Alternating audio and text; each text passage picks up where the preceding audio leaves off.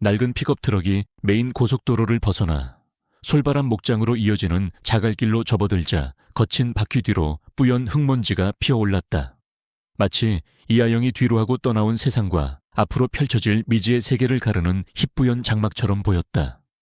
아영은 차창 유리에 얼굴을 바싹 붙인 채 뺨으로 전해져 오는 울퉁불퉁한 길의 진동을 느끼며 마음속 그림을 그리는 소리에 교향곡에 귀 기울였다.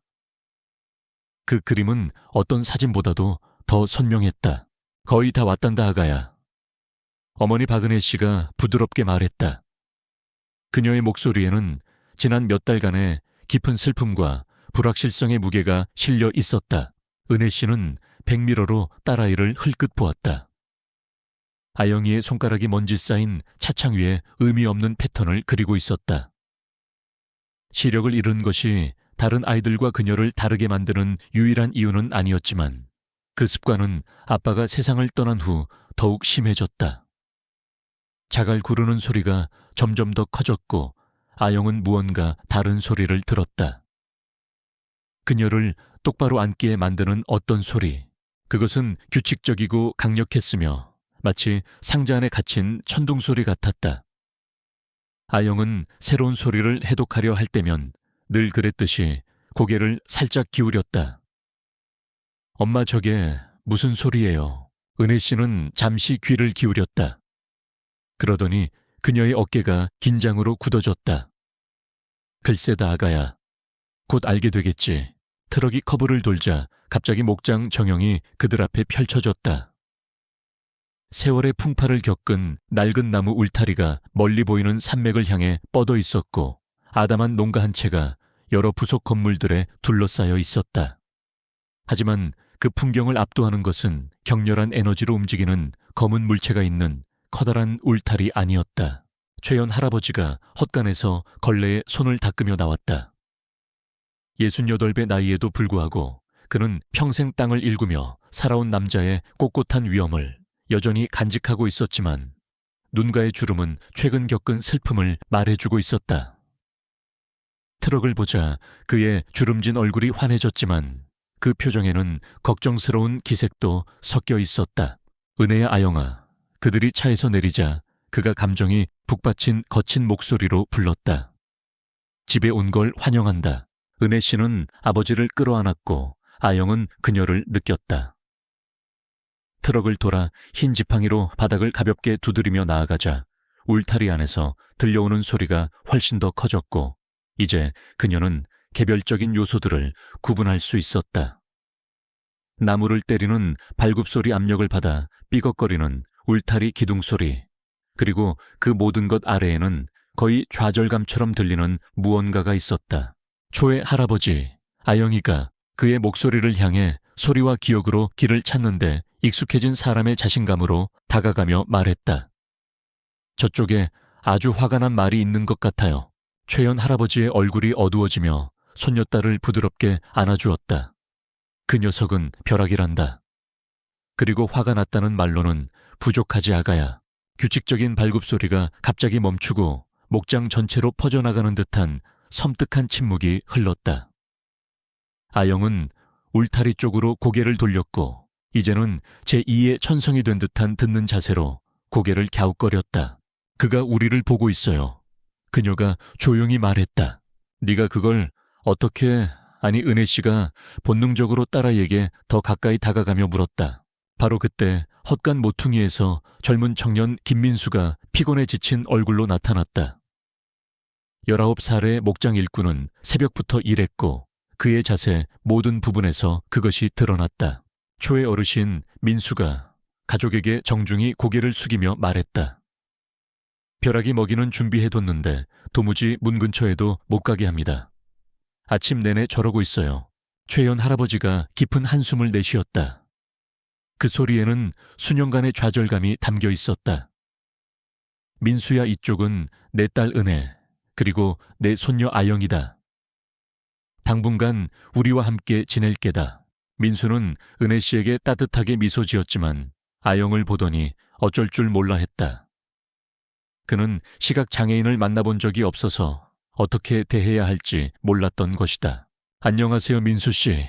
아영이가 그의 불편함을 감지하고 말했다. 건초와 가죽 냄새가 나네요. 모든 말들을 다 돌보시나요? 그녀의 직설적인 관찰이 긴장을 풀었고 민수는 씩 웃었다. 대부분은요. 하지만 벼락이는 제가 돌본다기보다는 그냥 방해 안 되려고 애쓰는 편이죠. 여기 온 지 얼마나 됐어요? 아영이가 천천히 울타리 쪽으로 움직이며 물었다. 석 달쯤 됐지. 최연 할아버지가 손녀딸 곁에 바싹 붙어 대답했다. 다이아몬드 계곡에서 다리에 심한 상처를 입고 완전히 기가 꺾인 채로 발견했단다. 윤 박사님이 외상은 치료해 주셨지만 그 녀석 안에 무언가는 여전히 피를 흘리고 있어. 아영은 울타리에서 약 20피트 떨어진 곳에서 걸음을 멈췄다.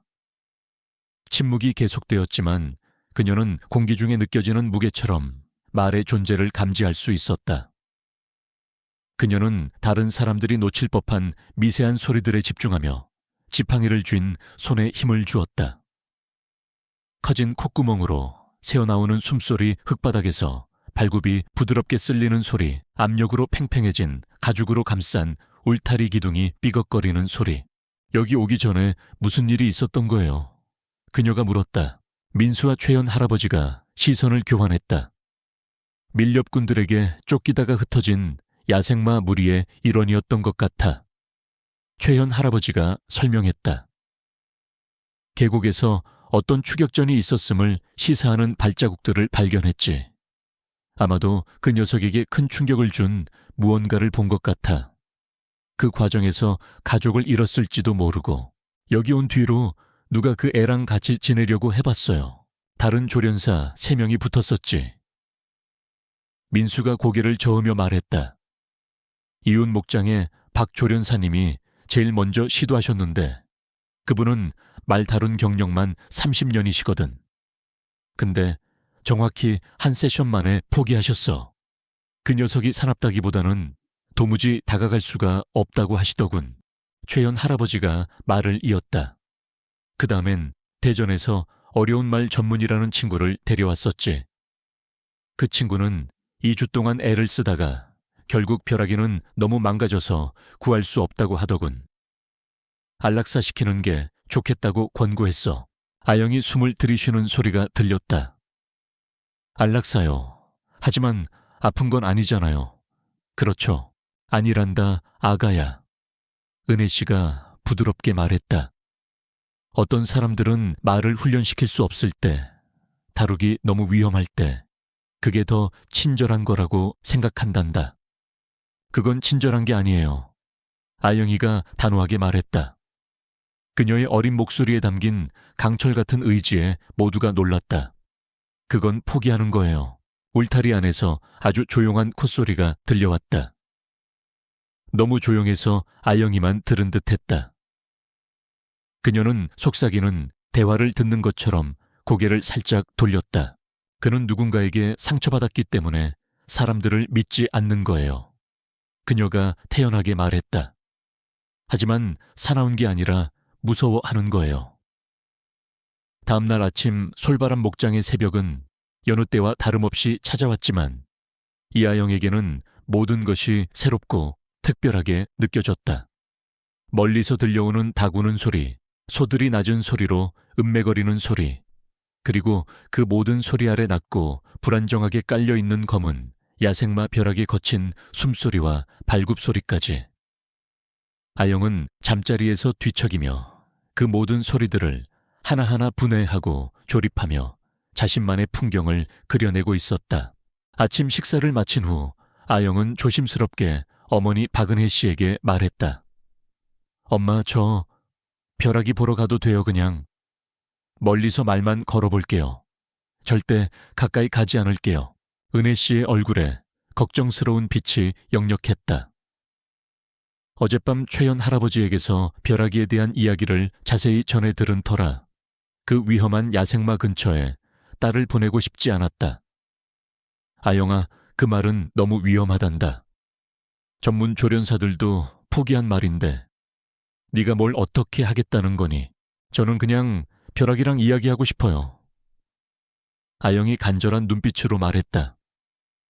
어제 제가 느꼈어요. 벼락이는 그냥 사나운 말이 아니에요. 아주 많이 아프고 외로운 아이 같아요. 최연 할아버지가 두 사람의 대화를 듣고는 조용히 다가와 아영의 어깨를 다독였다.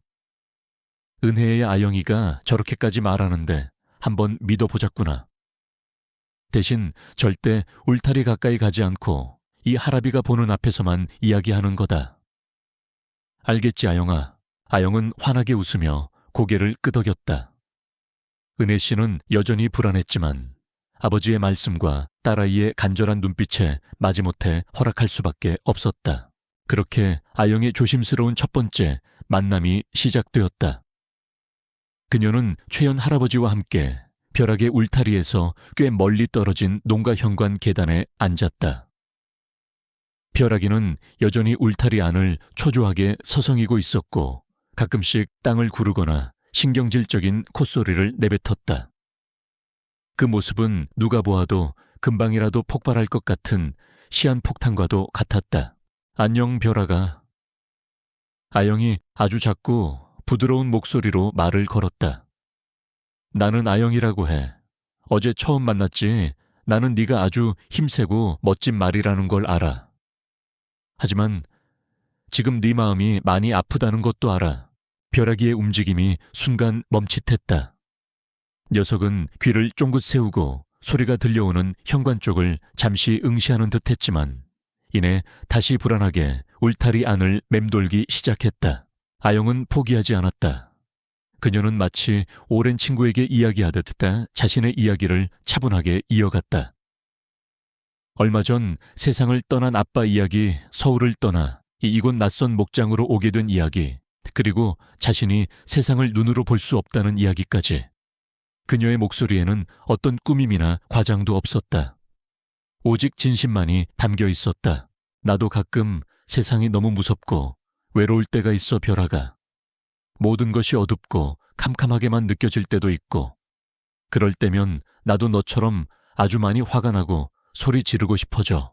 신기하게도 아영의 이야기가 계속될수록 벼락이의 거친 움직임이 조금씩 줄어들기 시작했다. 녀석은 더 이상 의미 없이 울타리 안을 뛰어다니거나 땅을 구르지 않았다. 대신 현관 쪽을 향해 고개를 돌린 채 마치 아영의 이야기에 귀를 기울이기라도 하는 듯 가만히 서 있었다.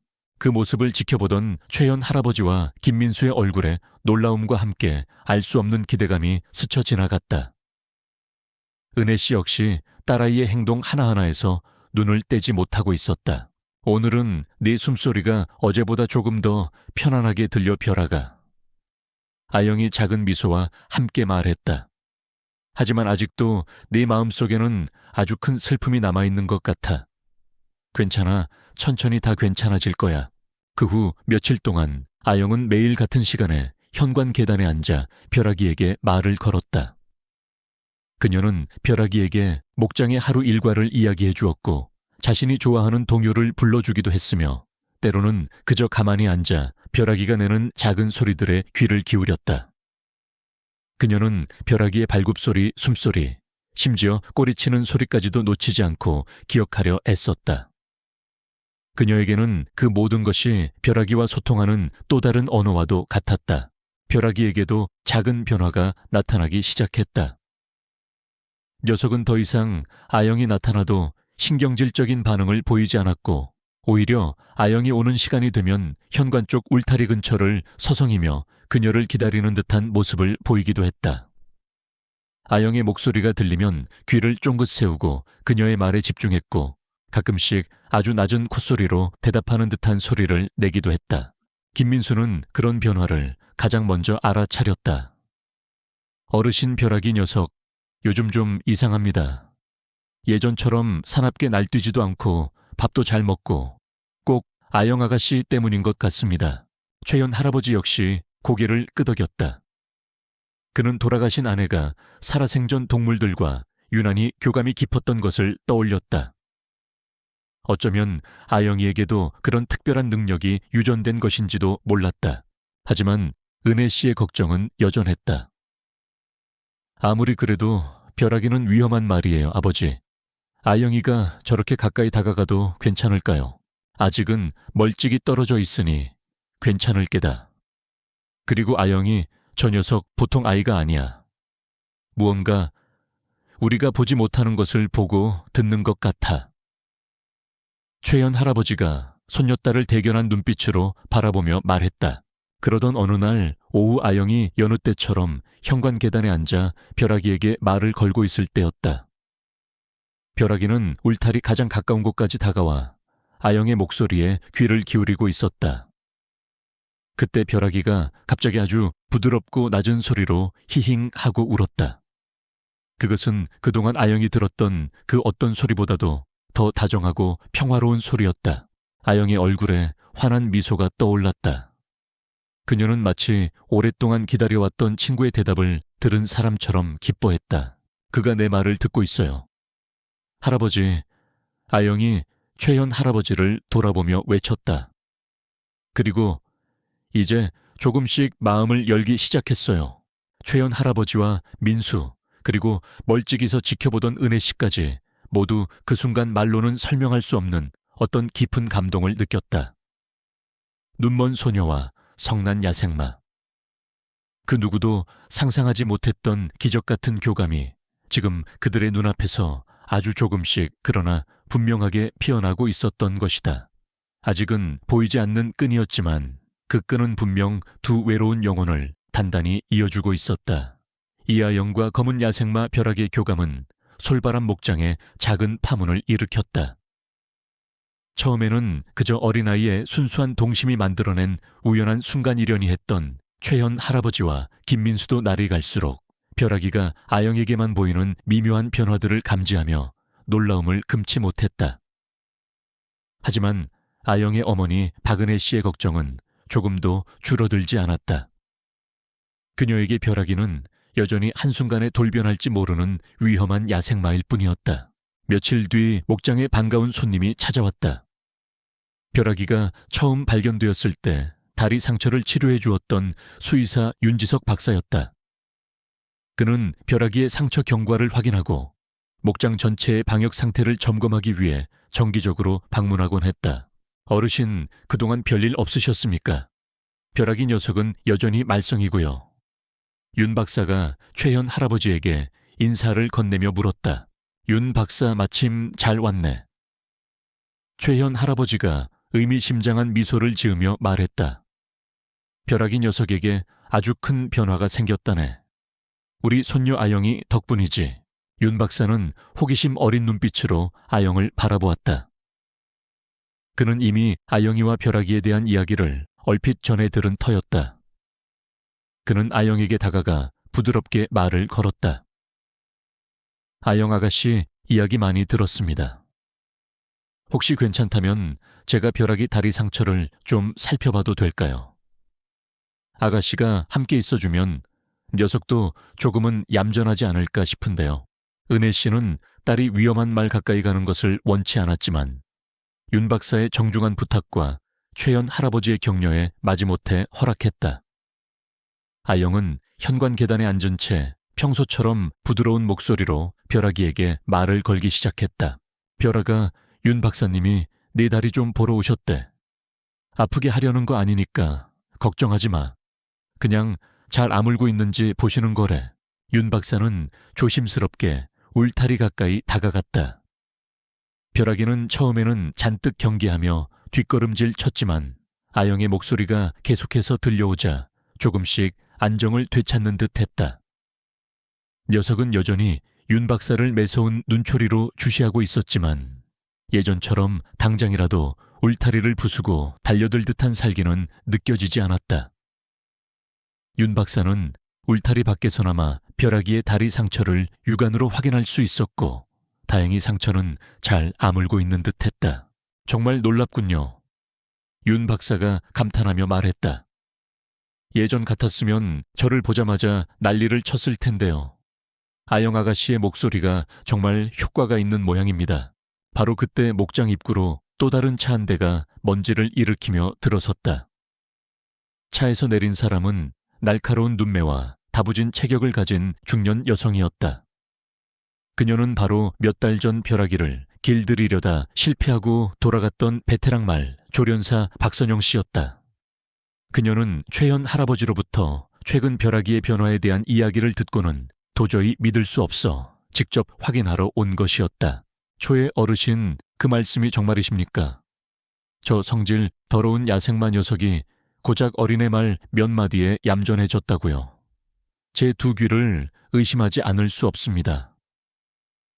박 조련사는 특유의 직설적이고 도전적인 말투로 말했다. 그녀의 눈빛에는 여전히 벼락이에 대한 불신과 함께 아영의 능력에 대한 강한 회의감이 담겨 있었다. 박 조련사, 직접 한번 보시게. 최연 할아버지가 자신 있는 목소리로 말했다. 박 조련사는 코웃음을 치며 벼락이의 울타리로 성큼성큼 다가갔다. 그녀는 여전히 벼락이를 위험하고 예측 불가능한 존재로 여기고 있었고, 아이의 순진한 행동이 오히려 말을 자극하여 더 큰 사고를 불러일으킬 수 있다고 생각했다. 어이 검둥이 오랜만이구나. 아직도 성질 못 죽이고 여기서 말썽이나 피우고 있었냐. 박 조련사가 일부러 도발적인 목소리로 벼락이에게 소리쳤다. 그녀의 목소리가 울려 퍼지자마자 벼락이의 온몸의 근육이 꿈틀거리며 팽팽하게 긴장했다.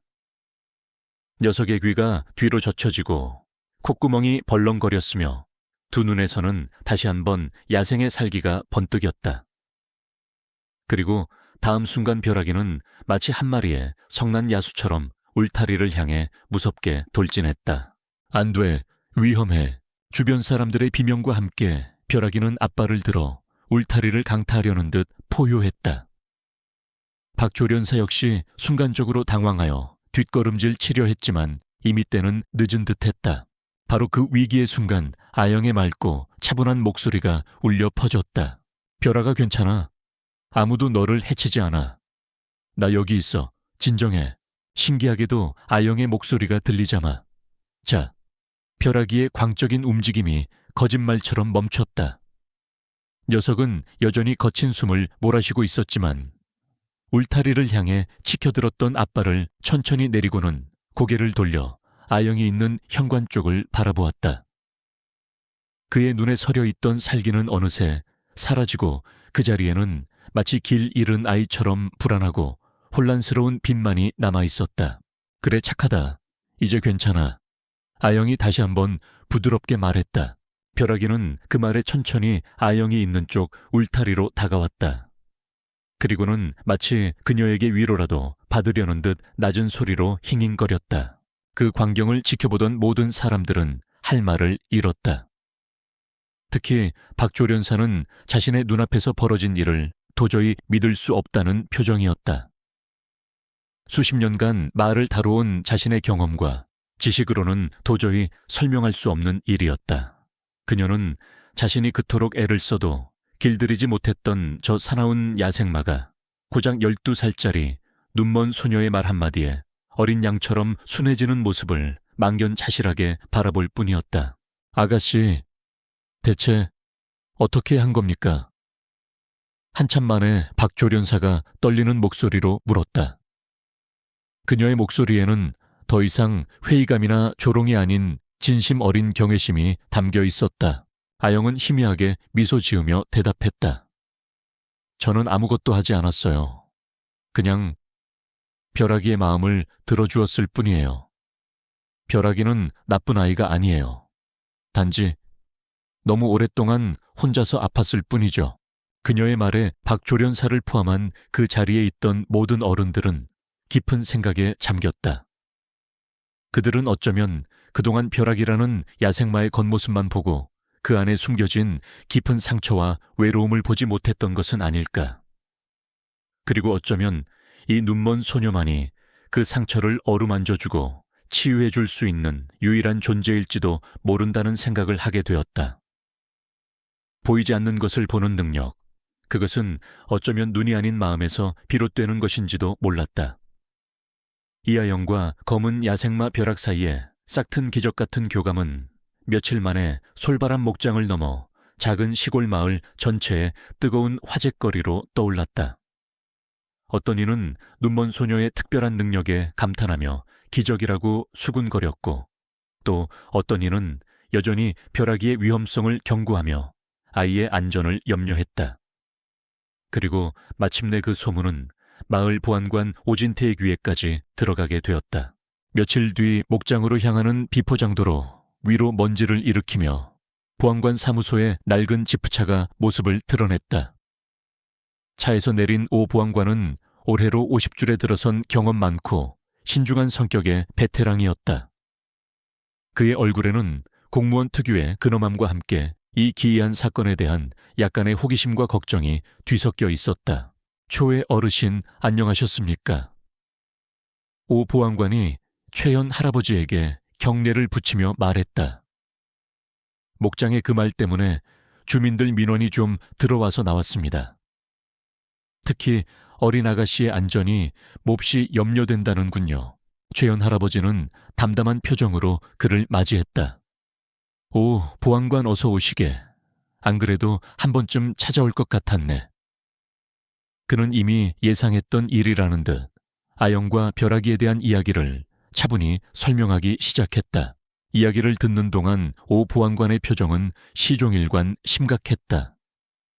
그 역시 벼락이의 악명에 대해서는 익히 들어 알고 있었고 아무리 특별한 교감이 있다 한들 눈먼 어린아이가 그 위험한 야생마와 함께 있도록 내버려 둘 수는 없는 노릇이었다. 어르신 아무리 그래도 안전이 최우선입니다.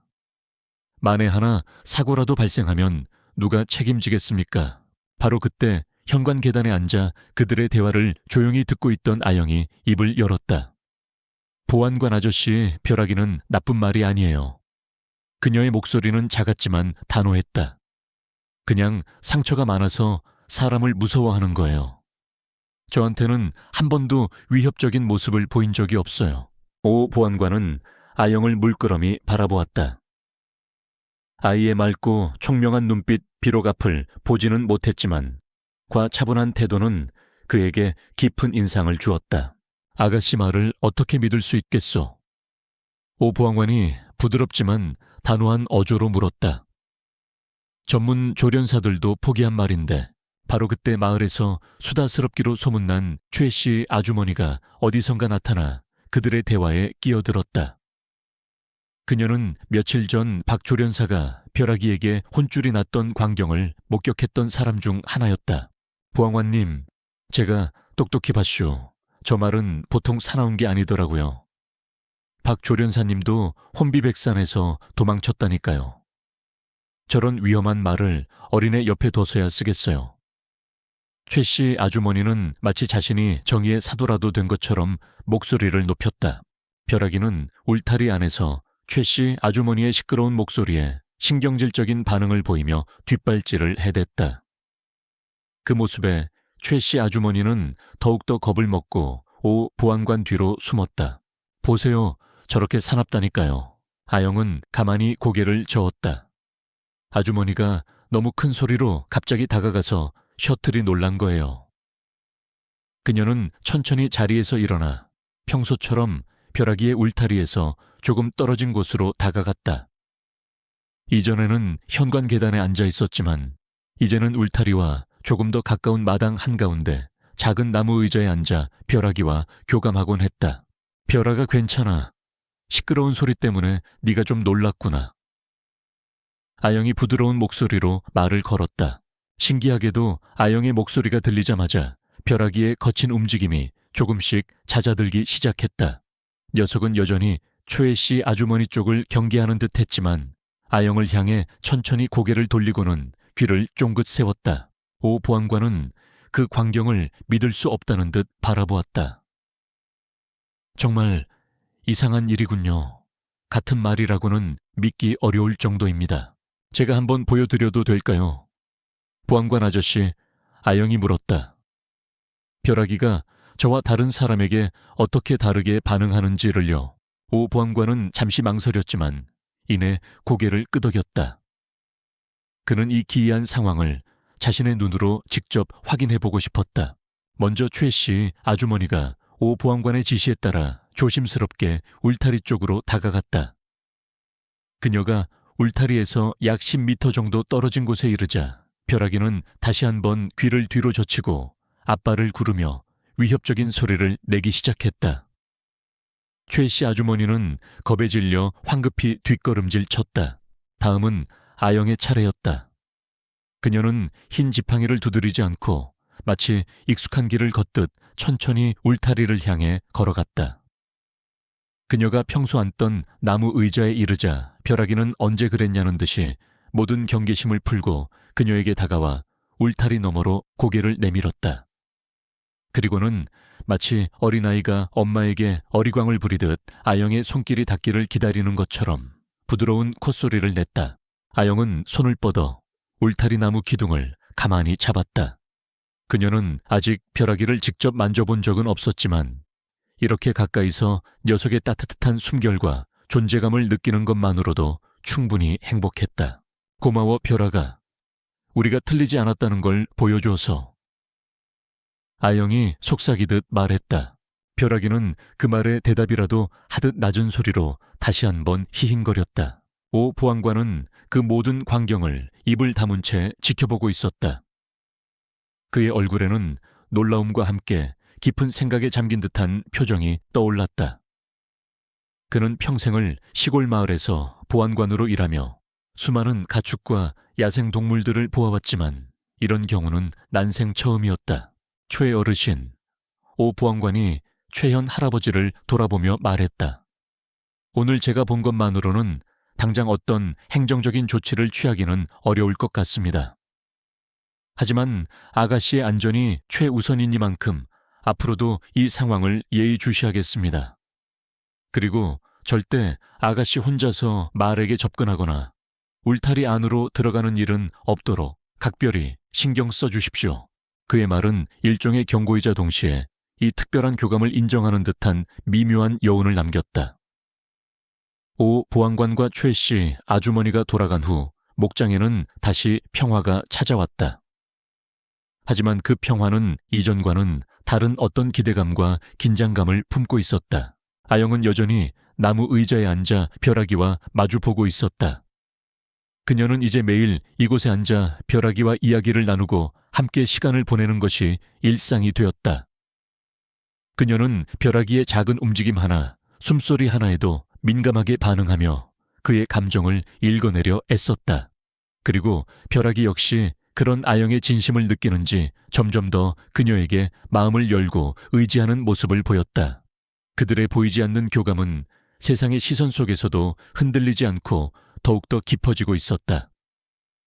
하지만 그들 앞에는 아직 넘어야 할 더 큰 산이 기다리고 있을지도 몰랐다. 오진태 보안관이 다녀간 후 며칠 동안 솔바람 목장에는 어떤 기대감과 함께 팽팽한 긴장감이 감돌았다. 이아영은 여전히 매일 마당 한가운데 놓인 작은 나무 의자에 앉아 벼락이와 시간을 보냈다. 이제 그녀는 울타리에 조금 더 가까이 다가가 앉았고 때로는 손을 뻗어 거칠지만 따뜻한 나무 울타리의 감촉을 느끼기도 했다. 벼락이는 그런 아영의 작은 변화에 화답하듯 그녀가 나타나면 가장 가까운 울타리 쪽으로 다가와 조용히 그녀의 목소리에 귀를 기울였다. 그러던 어느 날 오후 아영은 여느 때처럼 벼락이에게 말을 걸고 있었다. 그날따라 벼락이는 유난히 더 차분하고 평화로워 보였다.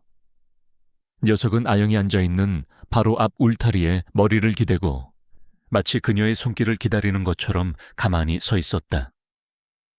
아영은 심장이 두근거리는 것을 느꼈다. 그녀는 아주 천천히 조심스럽게 손을 뻗었다. 벼락아, 괜찮니? 내가 만져봐도 될까? 그녀의 작은 손가락이 마침내 울타리 너머로 뻗어나가 벼락이의 부드럽고 따뜻한 콧잔등에 살짝 닿았다. 그 순간 벼락이는 아주 미세하게 움찔하는가 싶더니 이내 가만히 아영의 손길을 받아들였다. 아이의 손가락이 녀석의 부드러운 털을 쓸어내리자 벼락이는 기분 좋은 듯 낮은 콧소리를 냈다. 부드러워. 아주 따뜻하고 부드러워요, 할아버지. 아영이 떨리는 목소리로 자신도 모르게 뒤에서 지켜보고 있던 최현 할아버지를 향해 말했다. 최현 할아버지와 박은혜 씨는 숨을 죽인 채 그 광경을 지켜보고 있었다. 그들의 눈에는 놀라움과 함께 깊은 감동이 서려 있었다. 저 사나운 야생마가 그 누구의 접근도 허락하지 않던 녀석이 지금 눈먼 소녀의 작은 손길에 온전히 자신을 맡기고 있었던 것이다. 바로 그때 목장 입구로 낯선 차 2대가 먼지를 일으키며 들어섰다. 한 대는 대학교 연구실 로고가 찍힌 승합차였고 다른 한 대는 관공서에서 나온 듯한 검은색 세단이었다. 차에서 내린 사람들은 각각 지적인 분위기의 중년 남성과 단정한 정장 차림의 젊은 여성이었다. 그들은 바로 국내 최고 권위의 동물행동학자인 강태준 교수와 도청 축산과에서 파견된 정은지 주무관이었다. 윤지석 박사와 오진태 보안관의 보고를 받고 이 기이한 사례를 직접 조사하기 위해 찾아온 것이었다.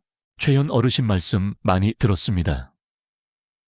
강 교수가 먼저 다가와 정중하게 인사했다. 그리고 저 아이가 바로 이하영 양이군요.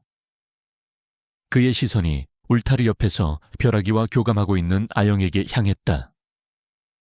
그의 눈빛에는 깊은 흥미와 함께 전문가적인 호기심이 반짝였다. 정 주무관 역시 아영과 벼락이의 모습을 신기한 듯 바라보았지만 그녀의 표정에는 여전히 어떤 의구심과 함께 공무원 특유의 신중함이 어려 있었다. 저희는 이 상황에 대한 정확한 평가와 함께 혹시 모를 안전 문제에 대한 대책을 마련하기 위해 나왔습니다. 그들은 한참 동안이나 아영과 벼락이가 함께 있는 모습을 말없이 관찰했다. 아영은 낯선 사람들의 등장에도 아랑곳하지 않고 여전히 부드러운 목소리로 벼락이에게 말을 걸고 있었고 벼락이는 오직 아영에게만 집중하며 평화로운 모습을 보였다. 정말 놀랍군요. 한참 만에 강 교수가 입을 열었다. 저 말은 지금 아영 양을 자신의 무리 혹은 특별히 보호해야 할 대상으로 인식하고 있는 것 같습니다. 어미말이 새끼를 보호하려는 본능과도 유사한 아주 강력한 유대감을 형성한 것으로 보입니다. 그는 말을 이었다. 벼락이의 이전 공격성은 극심한 트라우마에서 비롯된 공포 반응이었을 가능성이 큽니다.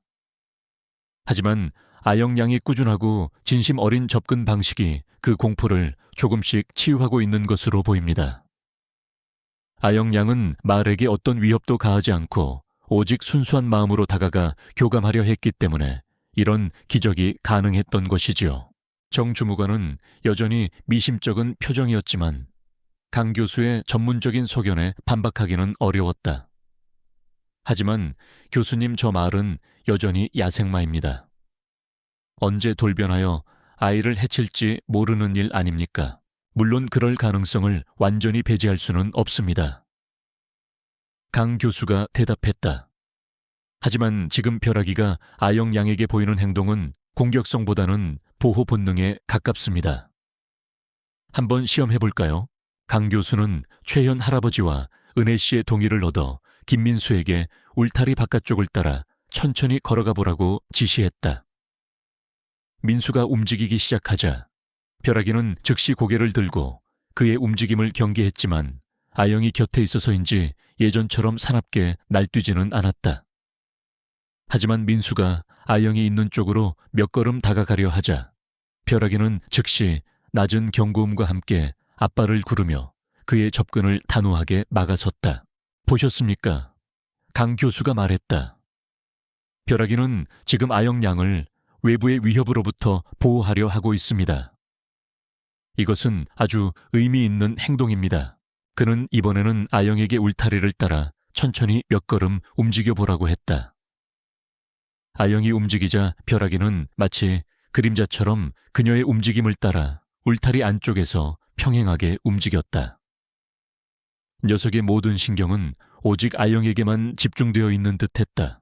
정 주무관은 그 광경을 보며 더 이상 아무 말도 하지 못했다. 그녀 역시 이 특별한 교감의 힘을 인정하지 않을 수 없었던 것이다.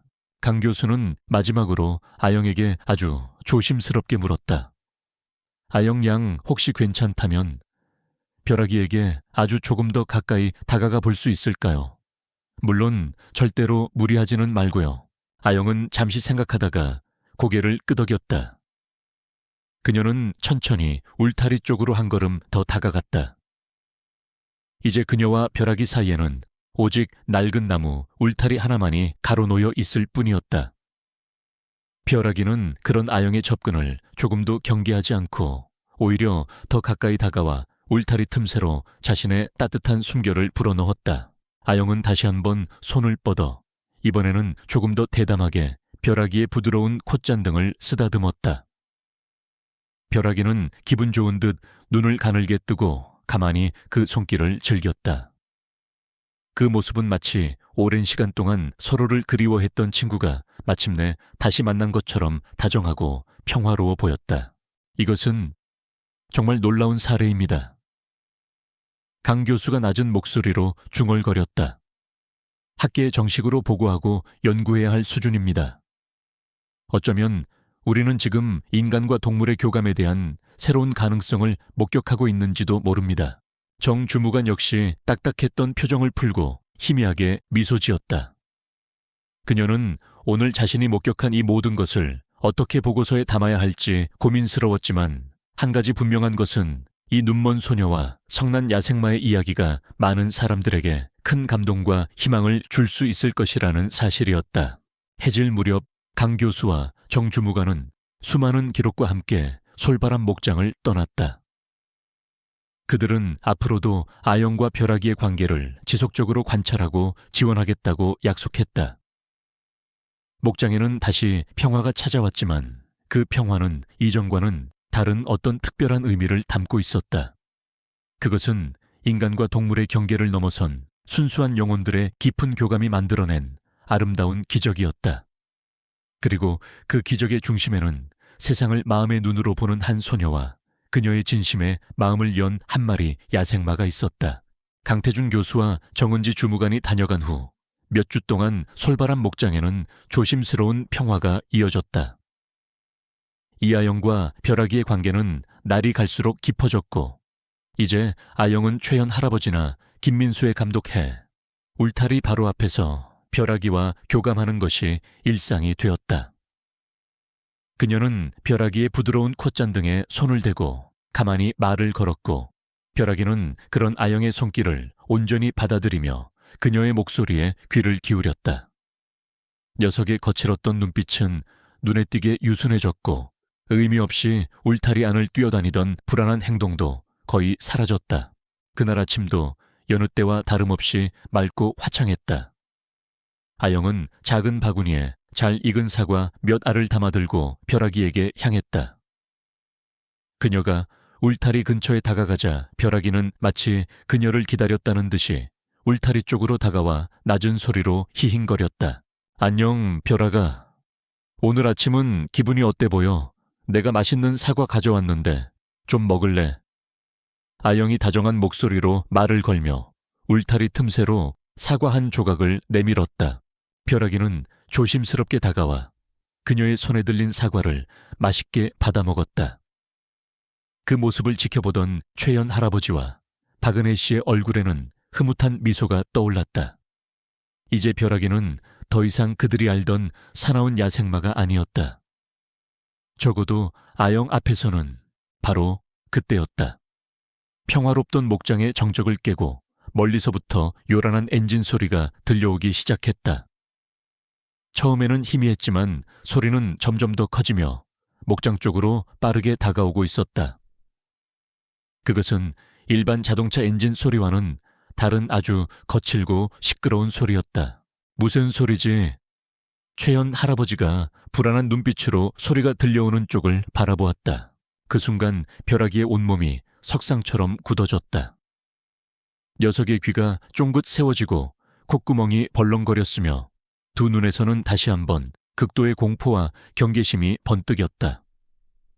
그리고 다음 순간 녀석은 마치 미친 듯이 울부짖으며 울타리 안을 광적으로 뛰어다니기 시작했다. 벼락아, 왜 그래? 무슨 일이야? 아영이 다급하게 외쳤지만 벼락이는 이미 이성을 잃은 듯 보였다. 녀석은 앞발을 들어 울타리를 마구 들이받았고 머리를 좌우로 격렬하게 흔들며 공포에 질린 비명을 질러댔다. 그 모습은 몇 달 전 처음 이 목장에 왔을 때보다도 훨씬 더 처참하고 절박해 보였다. 요란한 엔진 소리는 점점 더 가까워졌고 마침내 목장 진입로 쪽에서 세 대의 오프로드용 오토바이와 두 대의 사륜 ATV가 먼지를 일으키며 나타났다. 헬멧을 쓴 젊은이들이 장난삼아 소리를 지르며 목장 주변을 빙빙 돌기 시작했다. 그들은 아마도 근처 계곡에서 오프로드 주행을 즐기다가 길을 잘못 들어 이곳까지 온 모양이었다. 저놈들 당장 내쫓아 최현 할아버지가 버럭 소리를 질렀지만 젊은이들은 그의 말을 듣지 못하고 오히려 더 신이 나서 엔진 소리를 높이며 질주했다. 그 소리에 벼락이는 더욱더 광분했다. 녀석은 마치 과거의 끔찍한 기억이라도 떠올린 듯 눈이 뒤집힌 채 울타리를 부수고 뛰쳐나가려는 듯 미친 듯이 날뛰었다. 울타리 기둥 몇 개가 그의 육중한 몸에 부딪혀 삐걱거리며 부러질 듯 휘어졌다. 아영아 위험해. 어서 이리 오너라. 은혜 씨가 새파랗게 질린 얼굴로 딸에게 소리치며 달려왔다. 김민수 역시 쇠스랑을 들고 젊은이들을 향해 고함을 치며 달려갔다. 하지만 아영은 움직이지 않았다. 그녀는 벼락이의 그 처절한 공포와 절규를 온몸으로 느끼고 있었다. 그녀는 지금 벼락이가 얼마나 끔찍한 고통 속에서 몸부림치고 있는지 알 수 있었다. 그녀는 엄마의 만류를 뿌리치고 오히려 울타리 쪽으로 한 걸음 더 다가갔다. 벼락아, 내 목소리 들리니? 나 여기 있어. 괜찮아. 아무 일도 없을 거야. 아영이 있는 힘껏 소리쳤다. 그녀의 목소리가 닿았을까? 미친 듯이 날뛰던 벼락이의 움직임이 아주 잠깐, 아주 미세하게 멈칫하는 듯했다. 녀석의 초점 없는 눈동자가 아주 잠깐 아영이 있는 쪽을 향하는 듯도 했다. 바로 그 위기의 순간이었다. 벼락이가 다시 한번 거대한 몸을 울타리에 들이받자 낡은 나무 울타리 한쪽이 우지끈 하는 소리와 함께 부서져 내렸다. 부서진 나무 파편들이 사방으로 튀었고 그중 가장 큰 파편 하나가 바로 아영이 서 있는 곳을 향해 날아들었다. 안돼, 은혜 씨와 최현 할아버지의 비명이 동시에 터져 나왔다. 모든 것이 슬로우 모션처럼 느껴졌다. 아영은 자신에게 날아오는 위험을 감지하지 못한 채 여전히 벼락이를 향해 애타게 소리치고 있었다. 피할 수 없는 사고처럼 보였다. 하지만 다음 순간 믿을 수 없는 광경이 펼쳐졌다. 공포에 질려 이성을 잃은 듯 날뛰던 벼락이가 바로 그 순간 마치 모든 위험을 감지라도 한 듯 부서진 울타리 틈새로 번개처럼 뛰쳐나와 아영의 앞을 가로막아 선 것이었다. 그리고는 자신의 거대한 몸으로 날아오는 나무 파편을 대신 막아냈다. 피옥 하는 둔탁한 소리와 함께 나무 파편은 벼락이의 옆구리에 부딪혀 부러졌고 벼락이는 고통스러운 비명을 질렀지만 한 발짝도 물러서지 않고 아영을 자신의 몸 뒤로 숨겼다. 녀석은 여전히 극도의 공포에 떨고 있었지만 그보다 더 강한 어떤 본능이, 즉 아영을 보호해야 한다는 본능이 그의 온몸을 지배하고 있는 듯했다. 오프로드 젊은이들은 그 광경에 놀라 오토바이와 ATV를 멈춰 세웠고 목장 사람들은 모두 할 말을 잃은 채 그 자리에 얼어붙었다. 방금 전까지 자신들을 위협하던 그 사나운 야생마가 지금 눈먼 소녀를 구하기 위해 자신의 몸을 던진 것이었다. 벼락이는 여전히 아영의 앞을 막아선 채 낮게 으르렁거리며 젊은이들을 향해 매서운 눈빛을 보내고 있었다. 그의 온몸은 상처와 땀으로 뒤덮여 있었지만 그의 모습은 그 어느 때보다도 더 위대하고 용맹해 보였다. 벼락아, 괜찮아. 아영이 떨리는 손으로 벼락이의 옆구리를 더듬었다. 그녀의 손끝에 끈적한 액체가 느껴졌다. 피었다. 이제 다 괜찮아, 벼락아. 내가 있잖아. 이제 아무도 너를 아프게 하지 못할 거야. 아영은 울먹이며 벼락이의 목을 끌어안았다. 벼락이는 그런 아영의 품에 가만히 머리를 기대며 거친 숨을 몰아쉬었다. 그 순간 목장 안의 모든 사람들은 깨달았다. 그들이 목격한 것은 단순한 동물의 행동이 아니었다. 그것은 공포를 넘어선 헌신이었고 종을 초월한 교감이었으며 세상 그 어떤 것보다도 순수하고 강인한 사랑의 한 형태였다. 눈먼 소녀와 성난 야생마. 그들은 서로의 가장 깊은 상처를 어루만져주며 세상에서 가장 아름다운 기적을 만들어내고 있었던 것이다. 요란했던 오프로드 차량들이 보안관의 엄중한 경고와 함께 목장을 떠나자 솔바람 목장에는 다시 한번 불안한 정적이 감돌았다. 하지만 이전의 정적과는 사뭇 다른 어떤 비장함마저 느껴지는 침묵이었다. 모든 사람들의 시선은 울타리 앞에 쓰러질 듯 위태롭게 서 있는 검은 야생마 벼락과 그의 곁을 떠나지 않고 가만히 그를 어루만지고 있는 눈먼 소녀 이하영에게 고정되어 있었다. 윤지석 박사가 황급히 다가와 벼락이의 상처를 살폈다. 다행히 부러진 울타리 파편에 부딪힌 옆구리 상처는 깊지 않았지만 녀석의 온몸은 극도의 긴장과 공포로 인해 가늘게 떨리고 있었다. 벼락이는 윤 박사가 다가오자 다시 한번 불안한 기색을 보였지만 아영이 그의 목덜미를 부드럽게 쓰다듬으며 낮은 목소리로 속삭이자인해 조금씩 진정하는 듯했다. 괜찮아 벼락아, 이제 다 지나갔어. 아무도 너를 해치지 않아. 내가 옆에 있잖아. 아영의 목소리는 마치 마법과도 같았다. 그 어떤 전문 조련사의 채찍이나 당근보다도 더 강력한 힘으로 벼락이의 성난 마음을 조금씩 어루만져주고 있었다. 윤 박사는 아영의 도움으로 간신히 벼락이의 상처를 소독하고 간단한 응급처치를 마칠 수 있었다. 치료가 끝난 후에도 아영은 한참 동안이나 벼락이의 곁을 떠나지 않았다. 그녀는 눈을 감은 채 온 신경을 집중하여 벼락이가 내는 아주 작은 소리들과 움직임, 그리고 그의 거친 숨결 속에 담긴 감정들을 읽어내려 애썼다. 그녀의 작은 머리가 미세하게 떨리고 있었고 입가에서는 알아들을 수 없는 작은 소리가 새어나왔다. 마치 아주 깊은 대화를 나누고 있는 사람처럼 최연 할아버지와 박은혜 씨 그리고 김민수와 강태준 교수는 숨을 죽인 채 그 광경을 지켜보았다.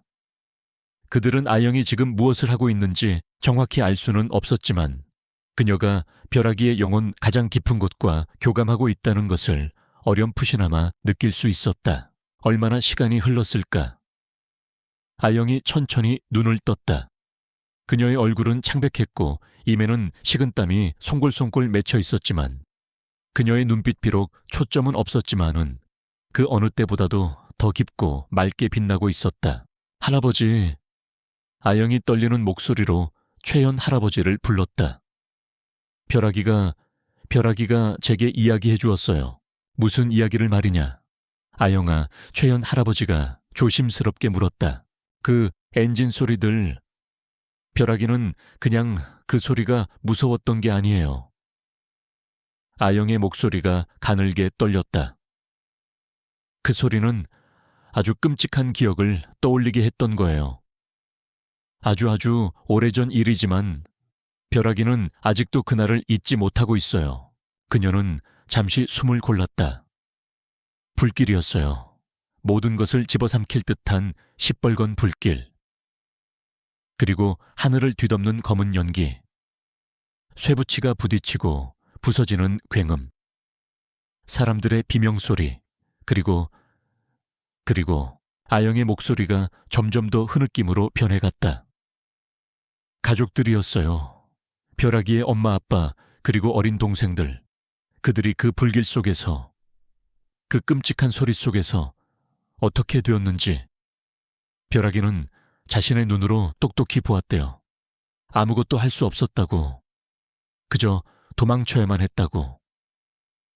그래서 그 엔진 소리만 들으면 그날의 악몽이 다시 떠올라서 미칠 것 같았대요. 아영의 이야기가 끝나자 주변은 무거운 침묵에 휩싸였다. 아무도 선뜻 입을 열지 못했다. 그들이 방금 들은 이야기는 너무나도 충격적이고 가슴 아팠기 때문이었다. 한 마리 야생마가 겪었을 그 끔찍한 트라우마의 깊이를 감히 짐작조차 하기 어려웠다. 강태준 교수가 가장 먼저 침묵을 깼다. 그의 얼굴에는 놀라움과 함께 깊은 연민의 빛이 서려 있었다. 아영 양의 말이 맞다면 벼락이는 과거에 밀렵군이나 혹은 산불 같은 대형 재난으로 인해 가족을 모두 잃고 그 과정에서 엄청난 정신적 충격을 받았을 가능성이 매우 큽니다. 그 트라우마가 지금의 극단적인 공격성과 공포 반응으로 나타나고 있는 것이지요. 윤지석 박사 역시 고개를 끄덕였다. 벼락이를 처음 발견했을 때 다리에 있던 깊은 상처도 어쩌면 그 급박한 상황에서 도망치다가 생긴 것일지도 모르겠습니다. 녀석은 단순한 야생마가 아니라 아주 깊은 상처를 가진 전쟁 고아와도 같은 존재였던 겁니다. 그제야 모든 사람들은 벼락이의 그동안의 행동들을 이해할 수 있을 것 같았다. 녀석의 그 극도의 경계심과 사나움은 단순한 야성이 아니었다. 그것은 살아남기 위한 처절한 몸부림이었고 다시는 상처받고 싶지 않다는 절박한 외침이었던 것이다. 그리고 아영은 그 누구도 이해하지 못했던 그 외침을 마음의 귀로 듣고 있었던 것이었다. 박은혜 씨는 딸아이를 끌어안고 조용히 눈물을 흘렸다. 그녀는 자신의 딸이 가진 이 특별한 능력이 때로는 위험할 수도 있다고 생각했지만 지금 이 순간만큼은 그 능력이 얼마나 위대하고 소중한 것인지를 깨닫고 있었다. 벼락이는 그냥 말이 아니에요. 아영이 다시 한번 힘주어 말했다. 그녀의 목소리에는 더 이상 두려움이 아닌 어떤 확신이 담겨 있었다. 벼락이는 마음속 깊은 곳에 아주 큰 상처를 입은 영혼이에요. 그 상처를 이해해주고 여기가 안전하다고 더 이상 아무도 너를 해치지 않을 거라고 계속해서 말해줘야 해요. 그래야만 벼락이도 다시 행복해질 수 있어요. 그녀의 말은 그 자리에 있던 모든 어른들의 마음을 울렸다. 그들은 이 작은 소녀 앞에서 자신들이 얼마나 어리석고 편협했었는지를 깨달았다. 그들은 벼락이를 그저 위험한 존재로만 여겼을 뿐 그 안에 숨겨진 깊은 아픔을 보려 하지 않았던 것이다. 최현 할아버지는 손녀딸의 어깨를 가만히 감싸 안았다. 그래 아영아, 내 말이 모두 맞다. 우리가 너무 어리석었구나. 그 순간 벼락이가 아주 낮은 소리로 히잉거리며 아영의 손에 자신의 머리를 부드럽게 비벼왔다. 마치 그녀의 말에 동의라도 하듯 혹은 자신의 아픔을 이해해 준 것에 대한 감사함의 표시라도 하듯. 녀석의 눈빛은 여전히 슬퍼 보였지만 그 안에는 아주 작은 희망의 빛이 다시 반짝이기 시작하고 있었다. 강태준 교수는 그 광경을 보며 조용히 미소 지었다. 그는 이제 이 특별한 말과 소녀의 미래가 어떻게 펼쳐질지 조금은 알 것 같았다. 그 길은 분명 쉽지 않겠지만 그들에게는 서로에 대한 깊은 믿음과 이해라는 가장 강력한 무기가 있었다. 그리고 그것이야말로 모든 상처를 치유하고 기적을 만들어낼 수 있는 유일한 힘이라는 것을 끔찍했던 오프로드 차량 소동이 지나간 후 몇 달 동안 솔바람 목장에는 아주 특별한 변화의 바람이 불고 있었다. 이하영과 검은 야생마 벼락의 이야기는 강태준 교수와 윤지석 박사의 보고를 통해 조용히 하지만 깊이 있게 퍼져나가고 있었다. 더 이상 벼락이는 마을 사람들에게 공포의 대상이 아니었다. 사람들은 이제 녀석을 상처 입은 영웅이라 불렀고 눈먼 소녀 아영이 그 영웅을 치유하는 과정을 경외심 어린 눈으로 지켜보았다. 아영은 매일같이 벼락이와 시간을 보냈다. 그녀는 더 이상 울타리 밖에서만 맴돌지 않았다. 최현 할아버지와 강 교수의 조심스러운 감독해 그녀는 이제 울타리 안으로 들어가 벼락이의 곁에 앉아 책을 읽어주거나 조용히 노래를 불러주곤 했다. 벼락이는 그런 아영의 존재 자체에서 큰 위안을 받는 듯 그녀의 곁을 떠나지 않고 가만히 그녀의 목소리에 귀를 기울였다. 녀석의 눈빛에서 예전의 불안과 공포는 서서히 사라지고 그 자리에는 아영을 향한 깊은 신뢰와 애정이 자리 잡고 있었다. 벼락이의 변화는 놀라웠다. 녀석은 더 이상 작은 소리에도 예민하게 반응하거나 공격적인 모습을 보이지 않았다. 오히려 다른 말들과도 조금씩 어울리기 시작했고 심지어 김민수가 건네는 건초를 받아먹기도 했다. 물론 그 모든 과정에는 아영의 존재가 절대적이었다. 아영이 없이는 벼락이도 없었다. 아영 역시 벼락이를 통해 많은 것을 얻었다. 아빠를 잃은 깊은 슬픔과 세상에 대한 막연한 두려움은 벼락이와의 교감을 통해 조금씩 치유되고 있었다. 그녀는 벼락이에게 자신의 모든 것을 털어놓았고 벼락이는 말없이 그녀의 이야기를 들어주는 가장 진실한 친구가 되어주었다. 그녀는 자신이 더 이상 혼자가 아니라는 것을, 그리고 자신에게도 누군가를 돕고 사랑할 수 있는 힘이 있다는 것을 깨달았다. 그러던 어느 맑은 가을날, 솔바람 목장에 또다시 낯선 방문객들이 찾아왔다. 이번에는 고급 세단 한 대와 함께 방송국 로고가 선명한 촬영 차량까지 동행하고 있었다. 차에서 내린 사람은 온화한 인상의 중년 여성이었는데 그녀는 자신을 하늘마음재단의 이사장 한 여사라고 소개했다. 하늘마음재단은 동물을 매개로 한 심리치료 프로그램을 연구하고 지원하는 국내 최대 규모의 자선단체였다. 한 여사는 강태준 교수의 연구 논문과 방송사 다큐멘터리 제안을 통해 아영과 벼락이의 기적 같은 이야기를 접하게 되었고 직접 그들을 만나보고 싶어 한달음에 달려온 것이었다. 아영 양 그리고 벼락이의 이야기는 단순히 감동적인 것을 넘어 우리 사회에 아주 중요한 메시지를 던져주고 있습니다. 한 여사가 아영의 손을 잡고 따뜻하게 말했다. 인간과 동물의 교감 그리고 트라우마 치유에 대한 새로운 가능성을 보여주었지요. 저희 재단은 바로 그런 가능성을 현실로 만들고 더 많은 사람들에게 희망을 선물하고 싶습니다. 그녀는 아영에게 아주 특별한 제안을 했다. 아영이 가진 동물과의 교감 능력을 더욱 발전시키고 체계적인 교육을 받을 수 있도록 재단에서 모든 지원을 아끼지 않겠다는 것이었다. 여기에는 국내 최고의 특수교육기관 입학지원과 함께 벼락이 역시 전문적인 보살핌을 받으며 아영과 함께 생활할 수 있는 환경을 제공한다는 내용이 포함되어 있었다. 나아가 아영과 벼락이가 함께 재단의 동물매개 치료 프로그램에 참여하여 그들처럼 마음의 상처를 입은 다른 아이들이나 동물들을 돕는 역할을 해줄 수 있기를 바란다는 것이었다. 그것은 아영과 벼락이에게는 상상조차 할 수 없었던 엄청난 기회였다. 박은혜 씨와 최연 할아버지는 감격에 겨워 눈물을 글썽겼고 아영 역시 한참 동안이나 말을 잇지 못했다. 그녀는 벼락이의 목을 가만히 끌어안았다. 벼락이는 그런 아영의 마음에 화답하듯 그녀의 뺨에 자신의 부드러운 콧잔등을 비벼왔다. 할게요. 한참 만에 아영이 떨리는 목소리로 대답했다. 벼락이와 함께라면 할 수 있을 것 같아요. 저희가 받은 이 기적을 다른 사람들에게도 나누어주고 싶어요. 그 결정과 함께 아영과 벼락이의 삶에는 또 다른 새로운 장이 열렸다. 그들은 하늘마음재단의 지원 아래 체계적인 교육과 보살핌을 받으며 함께 성장해 나갔다.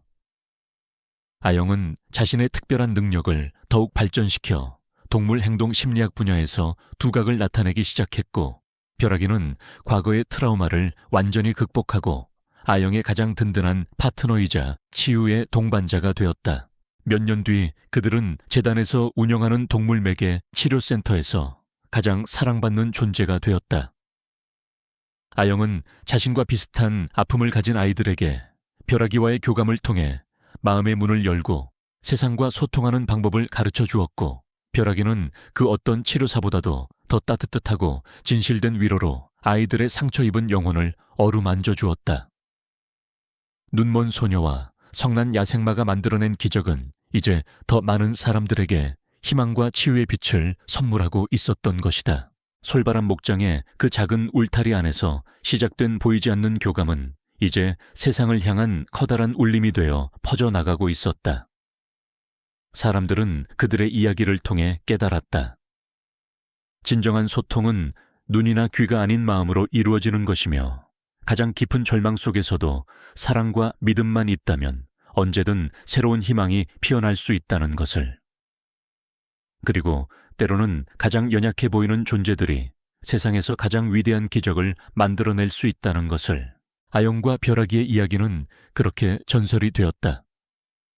그것은 한계와 절망을 넘어선 사랑과 치유의 서사시였고 모든 생명은 서로 연결되어 있으며 서로를 통해 구원받을 수 있다는 아름다운 증거였다. 그들의 발자취는 앞으로도 오랫동안 많은 사람들의 가슴속에 꺼지지 않는 희망의 등불로 남아 따뜻한 빛을 비춰줄 것이었다. 눈먼 소녀가 들었던 침묵의 소리는 마침내 세상을 향한 가장 아름다운 사랑의 노래가 되어 울려 퍼지고 있었다.